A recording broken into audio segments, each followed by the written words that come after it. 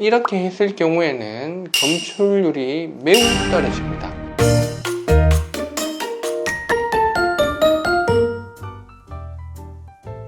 안녕하세요. 바른미bil과 원장 최현입니다. 오늘은 이제 신속 항원 검사, 다른 말로 이제 요새는 그냥 자가 키트라고 하죠. 자가 키트를 어떻게 쓰는 게 가장 정확하게 안 아프게 쓰는 건지 제가 한번 알려드리도록 하겠습니다. 자, 지금 우리가 시중에서 구할 수 있는 것 중에 한 3가지를 제가 추려봤는데요. 하나는 요겁니다. SD바이오에서 나온 겁니다. 자, 그 다음에 요거는 경남제약, 왠지 레모나 들었을 것 같죠? 예, 요겁니다. 요게 가장 인기가 많다고 하던데요. 요거 잘 안 보이실지 모르겠는데 휴마시스 겁니다. 제가 봐도 인기가 많은 이유가 있습니다. 요 면봉이요, 제일 이렇게 좀 날렵하게 생겼네요. 질병관리본부에서는 자, 요게 지금 요렇게 보면 한 4cm 정도 되는 것 같습니다. 근데 1.5에서 한 2cm 정도 코 앞에 요렇게 넣어서 요렇게 이제 뭐 약간 가쪽을 문질문질 하라고 되어 있습니다.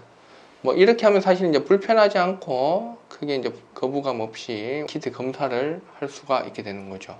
그런데 이렇게 했을 경우에는 검출률이 매우 떨어집니다. 왜냐하면요, 호흡기 바이러스 같은 경우에는 어디서 검출이 되냐 하면 비인두 또는 구인두에서 하라고 되어 있습니다. 자, 비인두, 구인두 어디신지 우리가 이제 잘 모르시겠죠. 요 사진에서 보시면 비인두는 요 그림에서 보면요, 바로 요 부위입니다. 요 뒤쪽에 있는 부위고요. 또 구인두는 비인두보다 바로 아래 부위에 요 부위입니다. 그러면 꽤 많이 깊게 들어가야 됩니다. 그런데 지금 질병관리본부에서 설명하고 있는 방법은 물론 이걸로도 우리가 검출은 될 수 있습니다. 하지만 자, 검출은 될 수는 있으나 코로나가 걸렸음에도 불구하고 검출이 되지 않아서 집에서는 난 음성 나왔는데 괜찮더라 하시는 분들, 제가 검사해 보면 양성이 나오는 경우가 왕왕 있습니다. 그러면 어떻게 우리가 이제 요 면봉을 사용해야 정확하게 검출을 채취하는지 제가 제 코에 대고 먼저 한번 시연을 해 보겠습니다. 자, 요렇게 있는데 요 면봉을 자, 요렇게 해서 위쪽으로 잡지 마시고요. 우리가 내 코에 뒤통수를 바라보는 방향으로 들어가야 된다라고 생각하시면 됩니다. 그러니까 타겟팅을 뒤통수로 하는 거죠. 정수리 방향이 아니고. 요 밑에는 우리가 이제 코 바닥, 비강저라고 합니다. 요 바닥을 따라서 들어갔을 때 가장 불편하지 않고 비인두까지 접근하기가 쉽습니다. 요 가운데 있는 막이 비중격이고 양옆에 코 안에 작은 뼈들이 몇 개 있습니다. 그 중에 가장 큰 뼈, 요 2개를 하비각계라고 합니다. 면봉을 쓸 때 이 하비각계에 걸리거나 혹은 방향을 조금 위로 하면 아플 가능성이 많습니다. 하비각계의 안쪽 방향으로 우리가 비강저, 그러니까 코의 가장 바닥을 따라서 뒤쪽까지 들어가는 겁니다. 제가 한번 보여드릴게요. 자, 이렇게 해서 이건데 해보면 실제로 쉽지는 않습니다. 이렇게 살살 돌리면서 들어갑니다. 살살 돌리면서 들어가서 요 뒤쪽에 좀 충분히 들어가야 됩니다. 요 안에서 한 몇 바퀴 돌려주는 겁니다. 너무 끝까지 가면 비인두 뒤에 벽에 닿기 때문에 그거는 좀 아플 수가 있어요. 그러면 이제 이렇게 검체를 채취하고 난 뒤에 요거는 이제 요 안에 넣고요, 팩팩 저어줍니다. 이렇게 접고 난 뒤에요, 요 시약통을 같이 이렇게 눌러서 같이 이렇게 좀 짜줍니다. 이제 우리가 뚜껑을 닫습니다. 요 뚜껑을 닫아서 살살 한두 번 흔들어 주고요. 그 다음에 키트에 4방울 정도 떨어뜨리면 된다고 다른 키트에 이렇게 나와 있습니다.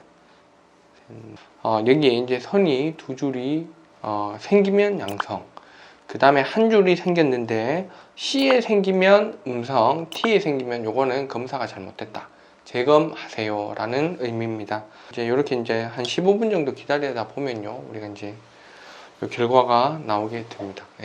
양성 나오는 거 아니겠죠? 그러면 집에서 누군가한테 해준다라고 가정을 했을 때 제가 검체를 어떻게 채취하는지 방법만 제가 한번 보여드릴게요. 안녕하세요. 네. 안녕하세요. 네. 여기는 제 자녀 되겠습니다. 그 다음에 여기는 세상에서 제일 예쁜 제 와이프가 되겠습니다. 예. 저도 살아야죠. 자, 오늘 이렇게 이제 검사를 한번 해볼 건데요. 우리 애기가 이제 만 4세인데 자, 협조가 될지 안 될지. 자, 이제 봐봐. 뭐 여보 오늘 너무 예쁜 거 아니야? 뭐 잘못한 게 있나 봐요. 네. 자, 지금 시중에 이제 우리 키트를 개봉을 해보면요, 뭐 이렇게 생긴 타입도 있고, 자, 이렇게 뭐 제가 한 요 두 가지 정도가 있는데요. 제 와이프니까 제가 특별히 굵은 걸로 한번 해보도록 하겠습니다. 네. 콧구멍에서요, 우리가 이제 비인두까지 거리는 평균 한 8cm에서 한 9cm 정도가 됩니다. 제품을 몇 개 살펴봤는데요, 보면요, 이렇게 우리가 표시를 해놨어요. 이게 거의 한 10cm 정도 됩니다. 여기까지 다 들어가면요, 우리가 비인두벽을 우리가 직격하는 겁니다. 그럼 아파요. 눈대중으로 우리가 한 7cm, 8cm 들어간다고 생각하고, 검사하시는 분의 얼굴을 그냥 보라고 하고요. 고개를 이렇게 드시면 그냥 고개 턱 낮추라고 합니다. 처음에는 저는 탐방을 한번 해봅니다. 왜 그러냐 하면요, 비중격이 이렇게 다 똑바르게 돼 있는 사람이 없습니다. 보통은 조금씩 다 휘어 있어요. 그 다음에 비중격 휜 거 맞춰서 양옆에 있는 이런 합의각계 뼈들도 조금씩 구조가 다릅니다. 그래서 콧구멍을 이렇게 탐방을 하다 보면 더 잘 들어가는 쪽이 있습니다. 그쪽을 따라서 우리가 이제 비강저, 우리 코 아래 바닥을 따라서 쭉쭉쭉 이렇게 들어가는 거죠. 제가 가는 걸로 한번 해보겠습니다. 웃겨요. 웃지 마세요. 나도 웃겨. 자,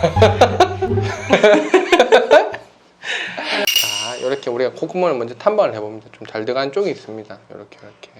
요 비강절을 따라서 들어가려면요, 약간 평행하게 들어가야 됩니다. 그래서 뒤통수를 타겟팅하면 좋다. 살짝 천천히 들어갑니다. 약간 돌려가면서. 그 다음에 처음에 봐놨던 한 7cm 정도가 되면요, 거기서 이렇게 한 3바퀴, 4바퀴 정도. 그러고 이렇게 꺼냅니다. 우리가 이제 잘못하면 비중격을 건드리는 경우가 있는데, 지금 겨울에는 우리가 비중격이 우리가 건조하기 때문에 거기에 딱지가 생겨 있는 경우가 많습니다. 그러면 그 딱지를 우리가 면봉으로 잘못 건드리다가 떨어지면 코피가 납니다. 우리 코 바닥, 비강절을 따라서 들어가야 됩니다. 그 다음에 비인두까지 가갖고는 너무 급하게 이렇게 돌리지 말고 그냥 요 면봉만 음성으로 나오지 않는 게 중요하니까 정확한 검사를 할 수 있도록 제가 이렇게 한번 영상을 마련해 보았습니다. 오늘은 이제 우리가 신속 항원 검사 어떻게 하면 제대로 하는 것인지 최대한 좀 덜 불편하게 검출률을 높일 수 있는지 이렇게 간단히 설명드렸습니다. 여기까지 바른미비인후과 원장 최요한이었습니다. 감사합니다.